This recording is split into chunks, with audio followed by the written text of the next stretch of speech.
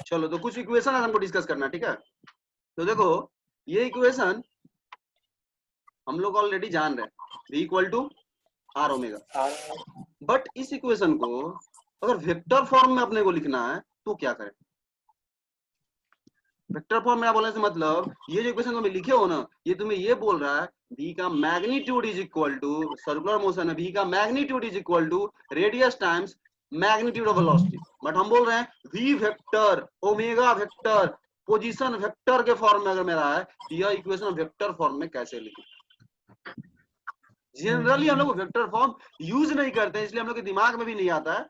कभी कभी ऐसे हमको ध्यान है, कोटा में एक पेपर हुआ था जेईई मेंस का, उसमें इसका वेक्टर फॉर्म ऑप्शन में दे दिया था, बहुत लोग सॉल्व नहीं कर पाया था या गड़बड़ कर दिया था, क्योंकि सबको प्रैक्टिस होता है v equal to omega omega use करने का, क्वेश्चन उसी सॉल्व हो जाता है।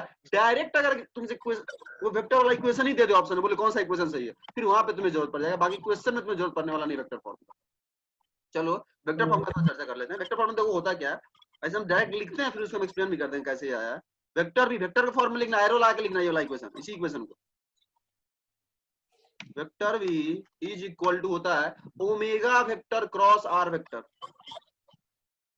ओमेगा क्रॉस वेक्टर का क्रॉस प्रोडक्ट है ये, cross R vector, cross R vector. Omega पे भी ऊपर वेक्टर साइन देना, आर पे भी वेक्टर साइन देना, v पे भी वेक्टर साइन देना, ये इसका वेक्टर फॉर्म है।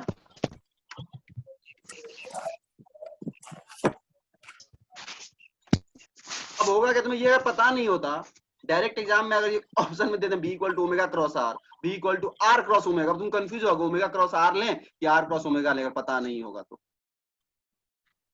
अगर पता नहीं होगा तो, और तुम बोलते हुए द फॉलोइंग इक्वेशन जो है वो सर्कुलर मोशन से रिलेटेड करेक्ट है, और एक ऑप्शन में v equal to omega cross R, एक इक्वेशन में v equal to R cross omega, तुम कंफ्यूज होगे कौन सा लेना, ओमेगा क्रॉस आर सही है कि आर क्रॉस ओमेगा सही है।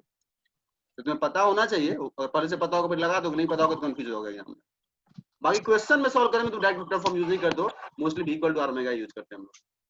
चलो अब आता है इक्वेशन जस्टिफाई कैसे करें, ये ओमेगा क्रॉस आर ही क्यों है, आर क्रॉस ओमेगा क्यों है, इसको कैसे जस्टिफाई करें। तो इसके लिए थोड़ा ड्राइंग करेंगे, यहाँ देख लो, सर्कल ड्रॉ किए, सर्कल ड्रॉ किए, ये तुम्हारा मान लो एक्सिस ऑफ रोटेशन है, एक डिस्क समझ लो, हॉरिजॉन्टल डिस्क जो तुम्हारा ओमेगा से रोटेट कर रहा है, ऐसे ऐसे ओमेगा रोटेट कर रहा है,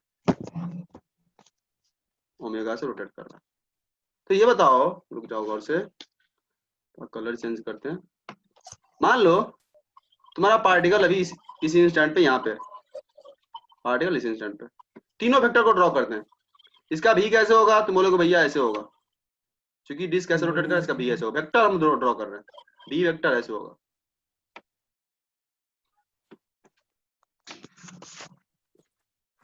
जस्ट इक्वेशन जस्टिफाई कर रहे हैं, हालांकि एग्जाम के पॉइंट ऑफ व्यू से बहुत ज्यादा इंपॉर्टेंट है, अगर तुम डायरेक्ट इसको याद भी कर ले तो एग्जाम में तुम्हें बहुत ज्यादा फर्क पड़ने वाला नहीं है, बट जस्ट समझने के लिए भाई कैसे ओमेगा क्रॉस आर क्यों आर क्रॉस ओमेगा नहीं, वो समझा रहे हैं। अब यहाँ से अगर सेंटर से हम देखें तो हम बोलेंगे भाई इसका आर वेक्टर जो पोजीशन वेक्टर वो ऐसा कुछ है, सब लोग जानते हो। ऑरिजिन से अगर जोड़ देते हैं हम लोग, ऑरिजिन से अगर हम लोग जोड़ देते हैं, अरे यार क्या हो रहा है,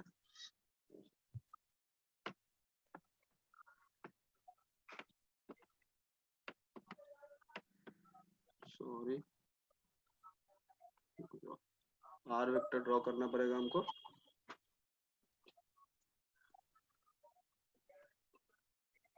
चलो आर वेक्टर यहाँ सेंटर से ड्रॉ किया, बोलेंगे भैया, तुम ही बोलोगे भैया ये है आर वेक्टर इसका, हालांकि उतना आगे तक नहीं होगा, जस्ट हम डायरेक्शन इंडिकेट कर रहे हैं, यहाँ तक ही होगा आर वेक्टर, ऑब्वियसली जहां तक होता है उसी पॉइंट तक जोड़ते हैं हम लोग। ये तुम्हारा आर वेक्टर हो गया, क्योंकि वेक्टर इक्वेशन से तुम्हें डायरेक्शन इंपॉर्टेंट है। अब चलो तुमसे पूछो ओमेगा, ओमेगा का डायरेक्शन किधर है, तो तुम बोलोगे भैया ऐसे घूम रहा है, ओमेगा ऊपर की तरफ है, right hand thumb rule, curl को घुमाओ ओमेगा ऊपर आ रहा है, तो इसका ओमेगा जो है वो कुछ ऐसा है। तीनों वेक्टर के डायरेक्शन को हम इंडिकेट कर दिए, और फिर अब हम चेक करेंगे आर क्रॉस ओमेगा हो क्या हो, ये तुम्हारा ओमेगा का डायरेक्शन है, ओमेगा वेक्टर का डायरेक्शन है ऊपर की तरफ, क्योंकि ऐसे घूम रहा है तो ऊपर की तरफ। ठीक है, मतलब कुछ ऐसा है, जैसे मान लो ये तुम्हारा, ठीक है, ये अगर मान लो ऐसे घूम रहा है, ऐसे घूम रहा है, तो हम हाथ को ऐसे घुमाएंगे, मेरा अंगूठा ऊपर आ रहा है तो ओमेगा ऊपर की तरफ, एंगुलर वेलोसिटी का डायरेक्शन ऊपर की तरफ है। अब गौर से पहले तीनों देखो, इस इक्वेशन में यही तीन वेक्टर है ना, B vector, omega vector, R vector, तीनों वेक्टर को यहाँ ड्रॉ कर दिए ना। तीनों वेक्टर को थोड़ा देर मन में इमेजिन करो और देखो तुम क्या कंक्लूजन निकाल पा रहे हो। सबसे पहला चीज तुम्हें क्या दिख रहा है, R vector, V vector, omega vector, तीनों म्यूचुअली परपेंडिकुलर है। पहले इस चीज को देखो, ये रेडियस टैंजेंट है, परपेंडिकुलर होगा ही, ये ओमेगा तो नॉर्मल ही है, पूरे प्लेन के ही नॉर्मल है, तो ये तो ऑब्वियस सी बात है, इस प्लेन में जो ही वेक्टर होगा सबके परपेंडिकुलर होगा। तो तीनों वेक्टर म्यूचुअली परपेंडिकुलर है, और यहाँ से भी तुम्हें दिखना चाहिए v equal to omega cross R अगर है, इसका मतलब क्या, ओमेगा क्रॉस आर का मतलब क्या होता है, क्रॉस प्रोडक्ट क्या देता है अपने को ऐसा वेक्टर देता है जो उन दोनों वेक्टर के परपेंडिकुलर हो। तो अब यहाँ से हमें ये चेक करना है कि अगर हमें v का डायरेक्शन चाहिए, सॉरी v का डायरेक्शन चाहिए, तो हम r क्रॉस ओमेगा लें कि ओमेगा क्रॉस r लें। तो तुम लेके देखो एक बार अपना हाथ घुमा करके कि r क्रॉस ओमेगा अगर लेते हो तो वो किधर आ रहा है, v के तरफ आ रहा है कि v के अपोजिट आ रहा है, ये तुम चेक करके खुद से देखो। r क्रॉस ओमेगा, r तुम्हें दिख रहा है, ओमेगा तुम्हें दिख रहा है, तुम्हें पता है क्रॉस प्रोडक्ट कैसे निकालते हैं, हाथ घुमा करके डायरेक्शन, तो तुम r क्रॉस ओमेगा करोगे ना तो v के अपोजिट आ जाएगा, अपोजिट आ गया। अपोजिट आ जाएगा, इसका मतलब हमें क्या लेना पड़ेगा, ओमेगा क्रॉस r लेना पड़ेगा सही सही v को मैच करने के लिए जी। तो इसीलिए यहाँ पे ओमेगा क्रॉस r है। ये तुम इस डायग्राम बना करके एक्सप्लेन कर सकते हो। हालांकि तुम्हें एग्जाम में डायरेक्ट याद रखो कि vector form v equal to omega cross r होता है, जस्ट जस्टिफाई करने में दिखा डायग्राम दिखाएगा वो इक्वेशन में r क्रॉस ओमेगा क्यों नहीं है, क्योंकि अगर r क्रॉस ओमेगा तुम लेते हो तो v के अपोजिट आ रहा, हाथ घुमा करके देख सकते हो इस डायग्राम में, ड्रॉ करना ड्रॉ कर लो इस डायग्राम को जस्ट क्लैरिटी के लिए कभी अगर। तो हम लोग मोस्टली अभी तक स्केलर फॉर्म में इक्वेशन का बात किया, थोड़ा वेक्टर फॉर्म में भी थोड़ा डिस्कशन कर लेते हैं, जस्ट पता होना चाहिए अपने किसके, बाकी वेक्टर फॉर्म हम लोग इस लेवल पे बहुत ज्यादा डायरेक्टली यूज करने वाले हैं नहीं।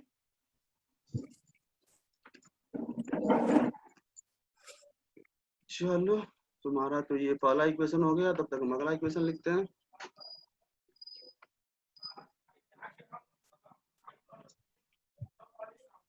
अब आता है इस वेक्टर फॉर्म वाले इक्वेशन को, वेक्टर फॉर्म वाले इक्वेशन को हम कर दिए डिफरेंशिएशन, वेक्टर फॉर्म वाले को,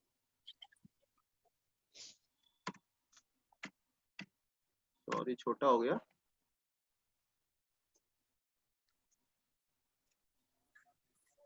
वेक्टर फॉर्म वाले इक्वेशन को हम कर दिए differentiation, dv by dt, small D लिखना यहाँ पे डिफरेंशिएशन है, is equal to, right hand side में क्या लगेगा, प्रोडक्ट रूल, डिफरेंशिएशन के लिए ओमेगा क्रॉस आर, दो चीज है, दोनों वेरिएबल, ओमेगा वेरी कर सकता है, आर भी वेरी कर सकता है, तो हम दोनों प्रोडक्ट रूल लगाने वाले हैं, तो पहले को छोड़ो दूसरे को डिफरेंशिएट करो,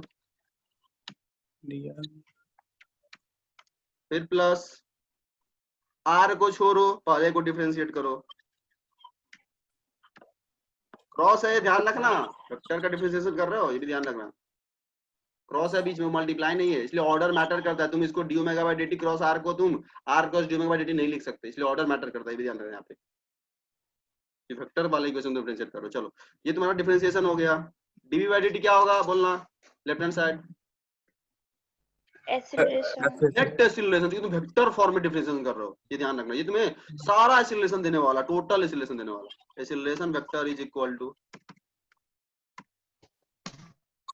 omega cross dr by dt, dr by dt क्या हो जाएगा, वेलोसिटी, वेलोसिटी सिंपल वेलोसिटी हुई dr बाय dt, ये ओमेगा तो है ही, ओमेगा तो है ही, क्रॉस में हम बोल रहे हैं, ये ओमेगा क्रॉस तुम ले लो dr बाय dt क्या होगा, पोजीशन वेक्टर का डिफरेंशिएशन वेलोसिटी, प्लस दूसरे वाले में देखें D omega by dt, angular velocity का rate of change, angular acceleration देगा, जो क्या होता है, इससे डिनोट करते हैं अल्फा, अल्फा से, बिल्कुल सही, वो भी वेक्टर ही होगा, यहाँ पे वेक्टर फॉर्म में सारे इक्वेशन लिखने पहले बोलते हैं, अल्फा सब पे एरो लगा दे जाना, अल्फा क्रॉस आर वेक्टर, ये तो सब लोग जानते हो। तो तुम्हें ध्यान देना है, ये जो तुम देख रहे हो यही तुम्हारा टेंजेंशियल एक्सीलरेशन है वेक्टर फॉर्म में, और ये जो तुम लिखे हो ये तुम्हारा सेंट्रीपिटल एक्सीलरेशन वेक्टर फॉर्म, तुम्हें नहीं पता होगा, कभी डायरेक्ट ऐसे इक्वेशन देता है, centripetal acceleration is given by omega cross B, V cross omega, बच्चा कंफ्यूज हो जाता है, उसे ओमेगा स्क्वायर आर पता है कि होता है, बट वो ओमेगा क्रॉस बी में कंफ्यूज होगा, ओमेगा क्रॉस बी होगा वी क्रॉस ओमेगा होगा, तो ये जो तुम देख रहे हो ओमेगा क्रॉस बी, यही है वेक्टर फॉर्म में सेंट्रीपिटल एक्सीलरेशन। और ये तुम्हारा टेंजेंशियल फॉर्म है, सबको याद रहता है AT equal to R alpha, वो आर क्रॉस अल्फा लगा के आ जाता है एग्जाम में, सबको याद तो ऐसे रहता है AT is equal to R alpha, और वेक्टर फॉर्म में इक्वेशन अगर दिया रहेगा तो वो आर क्रॉस अल्फा लगा के आ जाएगा, बट अल्फा क्रॉस आर होता है अगर वेक्टर फॉर्म में दे दो, इसीलिए डिस्कशन हम आज कर रहे हैं। चलो तो नीचे हम इसको लिख देने वाले हैं, ओमेगा क्रॉस बी जो है वो तुम्हारा है AC सेंट्रीपिटल एक्सीलरेशन, अरे यार स्मॉल कर लेना, ठीक है, AC को स्मॉल AC कर लेना, और वो तुम्हारा है omega vector form omega cross B. अगर तुम्हारा मन एक स्टेप और बढ़ने का, ओमेगा क्रॉस बी को तुम क्या लिख सकते हो वापस से, omega R cross omega R, omega cross, यही है तुम्हारा centripetal acceleration in vector form, omega cross B बोलो या ओमेगा क्रॉस आर बोलो। हालांकि ध्यान रखो, ये देख रहे हो ओमेगा क्रॉस आर, इसको हम लोग मैथ्स में वेक्टर पढ़ोगे तो इसको वेक्टर ट्रिपल प्रोडक्ट भी बोला जाता है, मतलब वेक्टर का ट्रिपल प्रोडक्ट ले लो, एक बार तो लिए प्रोडक्ट ओमेगा क्रॉस आर, फिर एक बार और लिए बाहर से, इसको बोला जाता है वेक्टर का triple product, vector triple product बोला जाता है। ऐसे स्केलर ट्रिपल प्रोडक्ट भी होता है मैथ्स में, कल उसको छोड़ो, उस पे जाना नहीं, तुम्हें बोल दिए 3 बार आया ओमेगा क्रॉस आर, तो उसको वेक्टर ट्रिपल प्रोडक्ट भी बोला जाता है। चलो तो हो गया सेंट्रीपिटल। इसी तरह टेंजेंशियल दूसरा टर्म तुम्हारा क्या देगा, टेंजेंशियल, स्मॉल ए कर देना यार, ये बड़ा हो जा रहा है, ठीक है। AT इज इक्वल टू क्या होगा बोलो, अल्फा क्रॉस आर, डायरेक्ट हम कॉपी कर रहे हैं यहाँ से, जस्ट वेक्टर फॉर्म पता होना चाहिए, बहुत ज्यादा क्वेश्चन में जरूरत नहीं पड़ने वाला। अगर डायरेक्ट तुमसे क्वेश्चन वाला ऑब्जेक्टिव में डायरेक्ट यही पूछ ले, एक्सप्रेशन ही पूछ ले, फिर ही तुमको ये इसका जरूरत पड़ने वाला है। अब बोलोगे भैया हम लोग पहले क्यों नहीं डिस्कशन किए थे सेंट्रीपिटल का ये वेक्टर फॉर्म, तो हम बोलेंगे भाई तुम मैग्नीट्यूड जानते ही हो, डायरेक्शन जानते ही हो, सेंटर की तरफ होता है, तो तुम्हें जरूरत क्यों पड़ेगा वेक्टर फॉर्म का क्वेश्चन सॉल्व करते वक्त, समझ रहे हो बात को। फिर एक्सप्लिसिटली तुमसे एक्सप्रेशन ही ऑप्शन में देकर पूछ लिया जाए, तभी तुमको इक्वेशन की जरूरत पड़ने वाला, नहीं तो ऐसे क्वेश्चन सॉल्व करने भाई हम मैग्नीट्यूड पता ओमेगा स्क्वायर आर होता है और डायरेक्शन भी हमें पता है, तो फिर हमको जरूरत क्यों पड़ेगा वेक्टर फॉर्म। उसी तरह 80 का तुम्हें पता है ये टेंजेंट का लॉन्ग होता है और मैग्नीट्यूड तुम्हें पता है अल्फा होता है, फिर जरूरत क्यों पड़ेगा वेक्टर फॉर्म का क्वेश्चन सॉल्व करते वक्त। क्वेश्चन सॉल्व करने बहुत ज्यादा जरूरत नहीं पड़ेगा, बट पता होना चाहिए।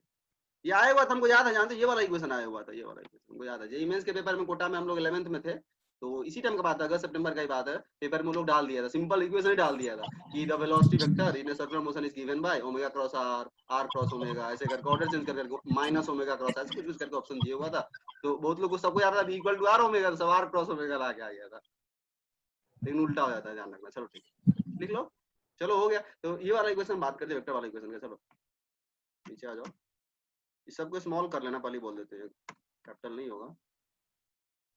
चलो हम लोग अब नीचे आते हैं, अब जस्ट देख लो गौर से, 3 और इक्वेशन आने वाला है, इक्वेशन ना कहानी खत्म हो जाएगा अपना, ठीक है, इसको क्लियर कर देते हैं। ड्रॉ कर लिया और ये डायग्राम तुम लोग, जी भैया। चलो सही है, चलो फिर सही है। अब देखो क्या हम करने वाले हैं, जैसे ये अल्फा क्या है, एंगुलर एक्सीलरेशन, और हम तुमको सारा सिमेट्री बताए थे लीनियर वेरिएबल से सबसे स्टार्टिंग में सर्कुलर मोशन के, देखो यहाँ सिमेट्री था। तो चूंकि तुम कांस्टेंट एक्सीलरेशन के लिए जानते हो 3 equation, v equal to u plus at, s equal to t plus half at square, v square equal to u square plus 2s, similar to वो 3 इक्वेशन तुम्हारे पास यहाँ पे भी 3 इक्वेशन आने वाला है, जब अल्फा कांस्टेंट हो, एंगुलर एक्सीलरेशन जब कांस्टेंट होता है सर्कुलर मोशन में, तो सिमिलर टू लीनियर और मोशन हम लोग के पास 3 इक्वेशन यहाँ पे भी आने वाला है। याद करना आसान है, उसी को जस्ट वेरिएबल को रिप्लेस करते जाओ, equal to u plus at, यहाँ लिखने वाला डायरेक्ट जस्ट नोट्स कंप्लीट करने ताकि अपना कुछ छूटा ना हो।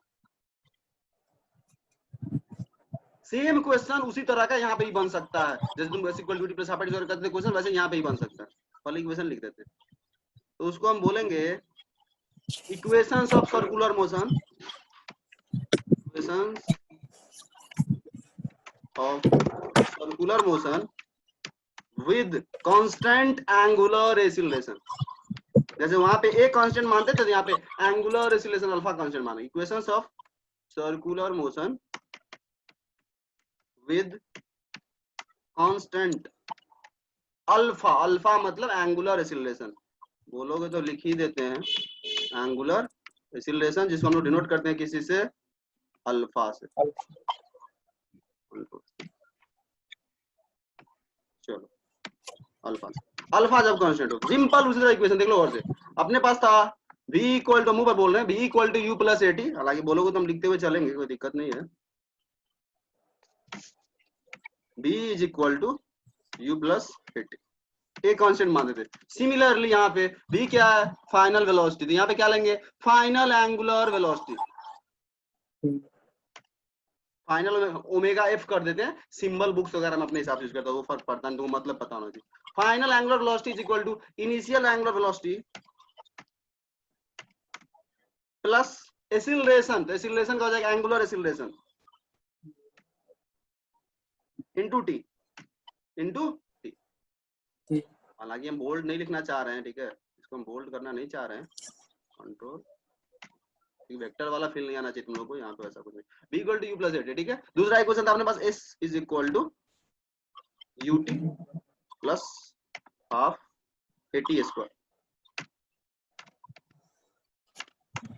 इसी तरह करस्पॉन्डिंग में यहाँ पे s क्या है, डिस्प्लेसमेंट, तो यहाँ पे क्या होगा, एंगुलर डिस्प्लेसमेंट यानी एंगल थीटा। जी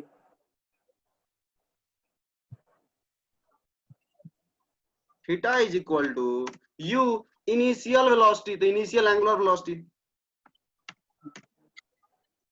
इंटू टी, टाइम तो चेंज नहीं होने वाला, प्लस हाफ यहाँ पे भी आने वाला है कांस्टेंट अकॉर्डिंग, ए आ गया तो एंगुलर एक्सीलरेशन तो अल्फा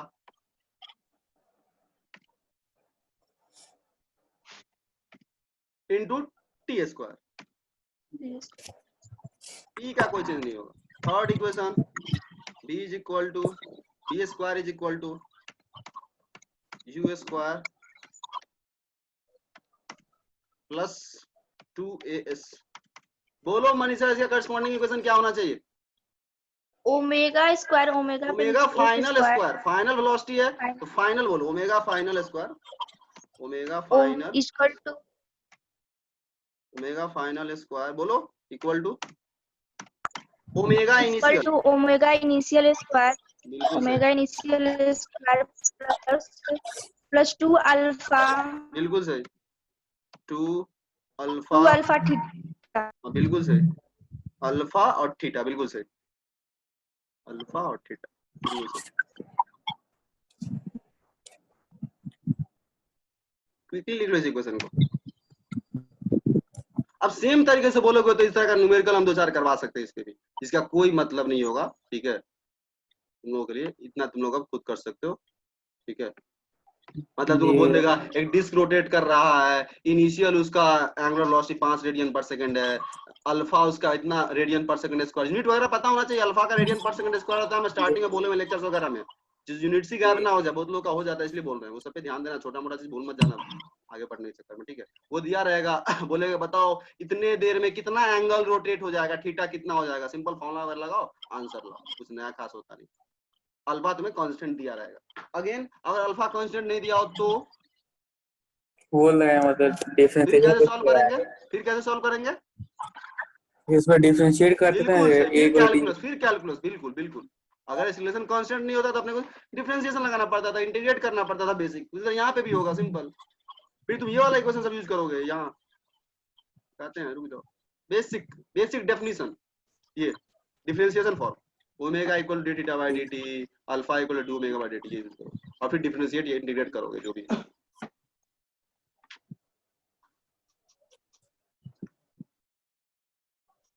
चलो तो तुम्हारा इक्वेशन का भी फंडा यहाँ पे खत्म, ठीक है। आज अचानक से ध्यान आया हमको, ठीक है, मतलब एक बुक देखे तो हमको जान गया ये तो करवाए नहीं हम। चलो ठीक है, तो हमारा इक्वेशन भी खत्म हो गया, ठीक है। चलो तो अब हम लोग होपफुली लास्ट टॉपिक की तरफ शिफ्ट हो सकते हैं, ठीक है, जो अपना सेंट्रीफ्यूगल फोर्स का कंसेप्ट है।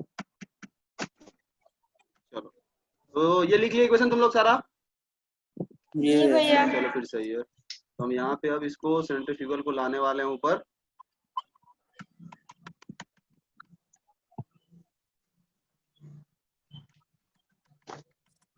चलो चलो होपफुली पढ़े होगे बुक में तुम लोग थोड़ा सा, अगर पढ़े हो तो ठीक है, थोड़ा बहुत आइडिया लगा ही होगा। तो सबसे पहला तो ये बोलो सेंट्रीफ्यूगल फोर्स, सबसे पहले इतना तो पता चलेगा कि सूडो फोर्स है, जी और सूडो फोर्स का मतलब क्या है, इसका मतलब क्या है, ये कौन लगा रहा ये किसी को पता नहीं, जी ये लेना लगता पड़ता नहीं है। है, ये क्वेश्चन में किसी ऑब्जेक्ट पे लगता नहीं है, हम लोग लगा देते हैं। जी ये लगता नहीं है, हम लोग लगा देते हैं, पहला तो इसमें पता होना चाहिए। ये फोर्स है, सूडो फोर्स का मतलब ही है वो फोर्स जो लगता नहीं है, हम लोग लगा देते हैं। पेपर पेन पे क्वेश्चन सॉल्व करते हो, जस्ट तुम पेपर पेन पे लगा रहे हो, सच में वो कौन लगा रहा, कहाँ से आ रहा, किसी को नहीं पता। ऐसा क्यों किए, पीछे एक्सप्लेनेशन दिए हुए थे कि Newton second law of equal to ma जो है वो इनर्शियल फ्रेम में ही डायरेक्टली एप्लीकेबल है, इनिशियल फ्रेम के लिए वैलिड है, तो ऐसे ही बोलेंगे। नॉन इनर्शियल फ्रेम में न्यूटन सेकंड लॉ वैलिड नहीं होता है, तो उसी को जबरदस्ती वैलिड बनाने के लिए हम लोग सूडो फोर्स लगा देते हैं और फिर इक्वेशन अपना सही आ जाता है, नॉन इनर्शियल से भी।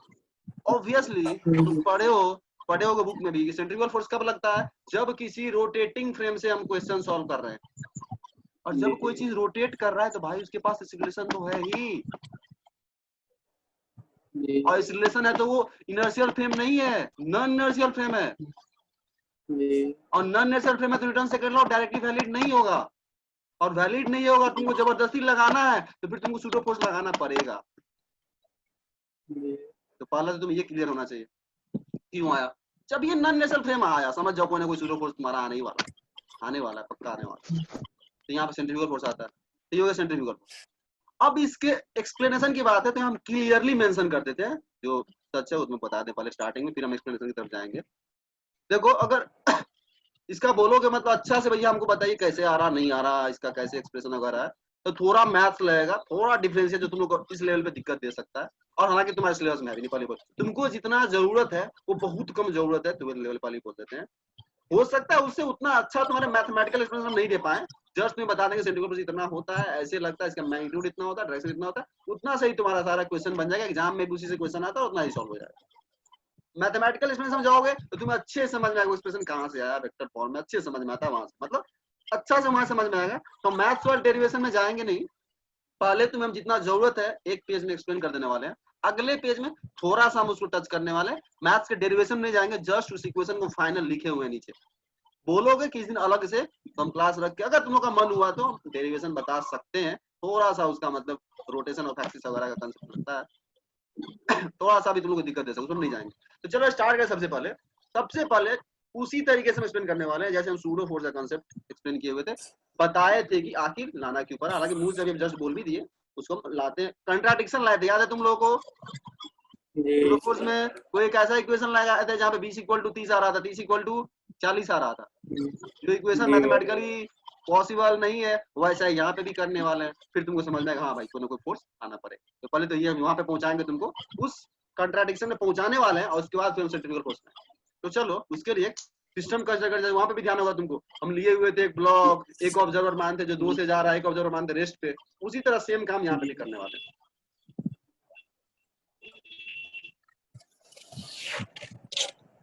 चलो तो एक हम कंसीडर करते हैं कुछ सिस्टम, उसके लिए हम कंसीडर किए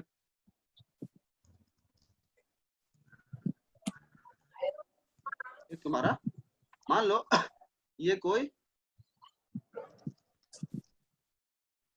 डिस्क है, हॉरिजॉन्टल डिस्क, बोल रहे हैं मुंह से लिख लेना, बाद में पता ही नहीं चलेगा ये कैसे कहाँ है नहीं है।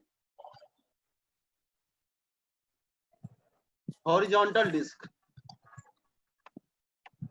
ऑब्वियसली इसके प्लेन के परपेंडिकुलर होगा इसका एक्सिस ऑफ रोटेशन, जिसके अबाउट ये रोटेट हो रहा होगा,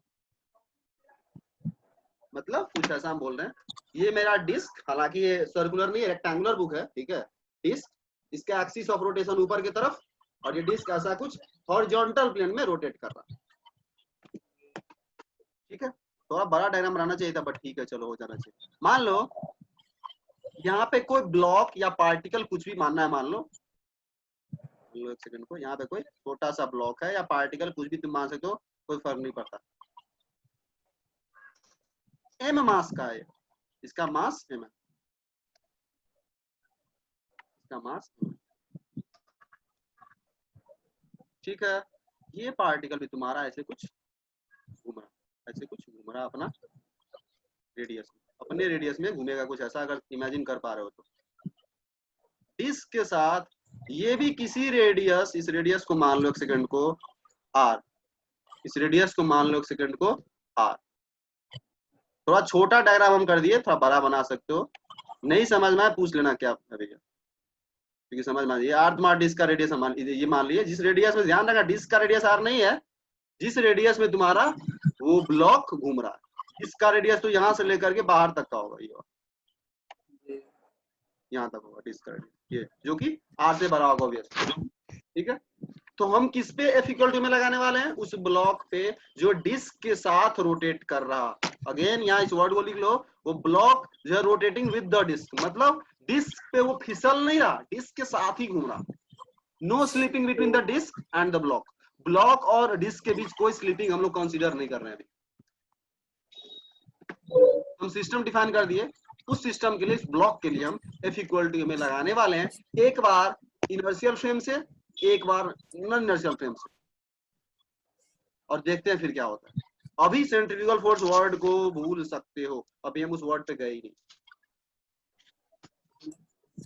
तो हटाओ और नीचे आ जाओ। अब हम विद रिस्पेक्ट टू ग्राउंड लगा रहे हैं, ग्राउंड फ्रेम से हम लोग ब्लॉक के लिए F इक्वल टू में लाके देखते हैं क्या हो रहा है। और ब्लॉक या जो भी पार्टिकल बोल दो, ब्लॉक के लिए force is equal to mass into acceleration. तो ये पहले बताओ, तो नीचे कर दो पहले, अगर कोई बंदा इस डिस्क पे रखे ब्लॉक को डिस्क के बाहर से जमीन पे खड़ा होकर देख रहा, मान लो कहीं झूला है, ये झूला ही समझ लो इस एक तरह से, ठीक है, झूला है, इस पे झूला, तुम झूला पे नहीं हो, तुम नीचे हो, ग्राउंड पे बाहर से हो, और उस झूले को देखो, तुम्हें क्या दिखेगा, वो ब्लॉक भी घूम रहा है r रेडियस में। ये क्लियर है सब लोगों को। तो अगर ग्राउंड से हम देख रहे हैं, तो सबसे पहला बात तो ये ब्लॉक जो है वो moves in a circle of radius r। Ground से उसका ट्रैजेक्टरी हो गया, मोशन कैसा हो रहा वो चीज, क्लियर। इसका मतलब भाई ग्राउंड से हम देखेंगे तो हमको सेंट्रीपिटल एक्सीलरेशन दिखाई देगा, सेंट्रीपिटल एक्सीलरेशन दिखाई देगा ब्लॉक के पास। हम लगाते हैं इक्वेशन F इक्वल टू में। अब सुन के देखो, सेंटर की तरफ इसका एक्सीलरेशन कितना, ओमेगा स्क्वायर r, सोच के देखो, ओमेगा स्क्वायर r। इसको कौन चलाएगा, सेंटर की तरफ कौन फोर्स दे सकता है, mg नीचे, नॉर्मल ऊपर, भाई फ्रिक्शन ही दे सकता है। सेम हॉरिजॉन्टल सर्कुलर मोशन वाला ही कंसेप्ट है, कुछ नया नहीं। तो फ्रिक्शन इसको देगा, फ्रिक्शन इस पे लगेगा सेंटर की तरफ, यहाँ ड्रॉ भी कर सकते हो अगर चाहो तो, यहाँ पे सेंटर की तरफ क्विकली ड्रॉ भी कर सकते हो, सेंटर की तरफ तुम क्विकली यहाँ पे इस ब्लॉक पे सेंटर की तरफ ऐसा कुछ फ्रिक्शन दिखा सकते हो। बड़ा डायना बनाना मुंह से बोल रहे, फ्रिक्शन दिखा सकते हो। वही फ्रिक्शन इसको एक सेकंड को क्या देगा, जो भी है चलने के लिए, centripetal acceleration m v square by r, या ओमेगा स्क्वायर यूज करते हैं, क्योंकि हम यहाँ पे ओमेगा लेके चल रहे हैं। तुम जो भी लिखो कोई दिक्कत नहीं है, यहाँ पे ओमेगा दिखा दो, इस डिस्क का ओमेगा ऐसा कुछ रोटेट कर रहा है, ओमेगा रोटेट कर। और चूंकि तुम्हारा जो ब्लॉक है वो डिस्क के रिस्पेक्ट फिसल नहीं रहा है, हम पहले अजम्पशन लिए हुए हैं, इसके मतलब तुम्हारा जो ब्लॉक है वो भी ओमेगा से घूमेगा, वही ओमेगा, सेम ओमेगा, डिस्क वाला omega square r, omega square r। ध्यान रखना ये r डिस्क का रेडियस नहीं है, सिर्फ यहाँ से यहाँ तक का डिस्टेंस है, तो कंफ्यूज मत हो जाना। ये हो गया तुम्हारा ग्राउंड फ्रेम से इक्वेशन। चलो भाई, ग्राउंड फ्रेम से दिख रहा है कि हाँ भाई सेंटर की तरफ इसे रिलेशन चाहिए, और सेंटर की तरफ इसे कोई फोर्स दे भी रहा है, कोई फोर्स दे भी रहा है, इसके यहाँ तो ठीक है, कोई गड़बड़ी नहीं है। इनर्शियल फ्रेम है, ग्राउंड फ्रेम कौन सा फ्रेम है, इनर्शियल फ्रेम है, दिख रहा है यहाँ पे, हम कोई गड़बड़ी नहीं, न्यूटन सेकंड लॉ बिल्कुल आराम से आ रहा, पता भी था अपने को इनर्शियल फ्रेम में कोई गड़बड़ी नहीं होता। अब आते हैं हम यही चीज को करते हैं किसके रिस्पेक्ट में, विद रिस्पेक्ट टू। अब हम बोल रहे हैं डिस्क पे ही जाके बैठ जाओ, डिस्क के रिस्पेक्ट में, मतलब डिस्क जो मूव कर रहा है उसके रिस्पेक्ट में ही लगाओ F equal to with respect to rotating disc. अब फ्रेम चेंज कर दिए हम, ये अपना नॉन इनर्शियल फ्रेम है,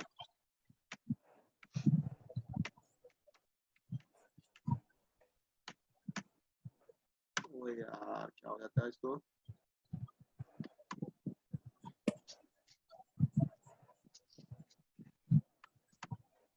चलो ठीक है, ये रोटेटिंग के रिस्पेक्ट में लगा रहे हैं, अरे हटाओ यार जो भी, चलो रोटेटिंग फ्रेम के रिस्पेक्ट में लगा रहे हैं। तो अब चलो रोटेटिंग फ्रेम से मतलब डिस्क पे बैठ के देख रहे हैं। अब बताओ सिनेरियो क्या होने वाला। भाई फोर्स तो वही लगेगा, फोर्स तो चेंज होने वाला है नहीं। जो सच का है वो तो वही नॉर्मल, नॉर्मल ऊपर mg नीचे और फ्रिक्शन लगेगा जो उसको सेंटीमीटर दे रहा हो। बट सुनना गौर से, तो F इक्वल टू में जब लगाएंगे तो फ्रिक्शन तो लगेगा ही सेंटर की तरफ, mg is equal to, sorry small f is equal to mass, तो उसका वही रहेगा। एक्सीलरेशन कितना होगा डिस्क के रिस्पेक्ट में ब्लॉक का, बोलो। Omega square by R by 0 होगा यार, बोले स्लिप ही नहीं हो रहा है, उसी पे बैठे हुए तुम वहीं से देख रहे हो। हाँ तुम उसी पे बैठ के देख रहे हो। अब तुम ग्राउंड, वही चीज होता है हम लोग का नेचुरल फीलिंग ग्राउंड से जाता है, इसीलिए हम लोग नॉन इनर्शियल लगाने में थोड़ा सा ये होते हैं स्टार्टिंग में। अपना नेचुरल फीलिंग ग्राउंड, तुम बोलते हो ओमेगा स्क्वायर नहीं। अब तुम डिस्क के फ्रेम से तुम अपने माइंड को डिस्क के रिस्पेक्ट में सोचो, ना कि ग्राउंड के रिस्पेक्ट में। ग्राउंड से दिख रहा था कि वो सर्कल में मूव कर रहा है, बट जब तुम डिस्क पे जाकर देखो तुम्हें लगेगा ही नहीं। तुम भी वहां पे तुम भी घूम रहे हो, तुम्हें लगे मेरे सामने ही तो खड़ा हुआ है वैसा ब्लॉक, वो मूव ही नहीं कर रहा, ऐसा तुम्हें लगेगा, रेस्ट पे लगेगा।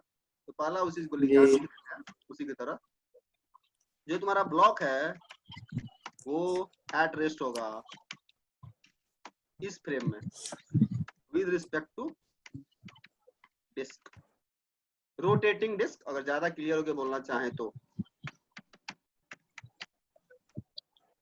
अगर force equal to mass into acceleration कितना 0, फ्रिक्शन इक्वल टू 0। भाई यहाँ से आ रहा फ्रिक्शन इक्वल टू 0, वो दे रहा friction equal to mm square R. क्या ये चल रहा है, ये चल क्या रहा है? अगर आप यहीं पे देखो, यहाँ यहीं पे इक्वल टू कर दे ऊपर से वाले इक्वेशन से mm स्क्वायर आर ऊपर से पुट कर दें, इक्वेशन यहाँ से ओमेगा कितना आ रहा है, m0 equal to omega square R, omega आ रहा है 0। इसका मतलब डिस्क घूम ही नहीं रहा, इसका मतलब हम लोग का सिस्टम है वो गड़बड़ हो गया। हम मान रहे ओमेगा से मूव कर रहा है, अंदर से लगा सारा कि घूम ही नहीं रहा है, मतलब कुछ गड़बड़ हो रहा है, धोखा हो रहा है। और धोखा हो रहा है तो उसका इलाज आएगा कहाँ से, कहाँ सही करेंगे हम लोग, सूडो फोर्स, कंट्राडिक्शन, इसको हम कंट्राडिक्शन या जो भी बोल दो।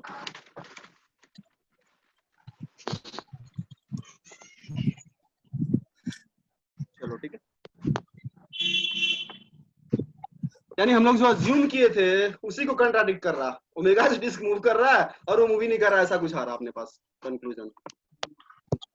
तो यहीं पे अब हम अपने को क्या करना पड़ेगा, देखो गौर से, लेफ्ट हैंड साइड में है 0, राइट हैंड साइड में mm स्क्वायर आर। अगर लेफ्ट हैंड साइड में भी mm स्क्वायर जोड़ दे फिर बैलेंस हो जाएगा इक्वेशन। तो वही mm स्क्वायर एक्स्ट्रा तुम ला रहे हो जबरदस्ती का, ठीक है, वही है सूडो फोर्स, सेंट्रीफ्यूगल फोर्स बोल देते हैं। हालांकि वो भी सूडो फोर्स, एक तरह का सूडो फोर्स ही, जो लग नहीं रहा हम लोग लगा रहे हैं। ध्यान रखना, सूडो फोर्स लगता नहीं है, हम लोग लगा देते हैं। चलो।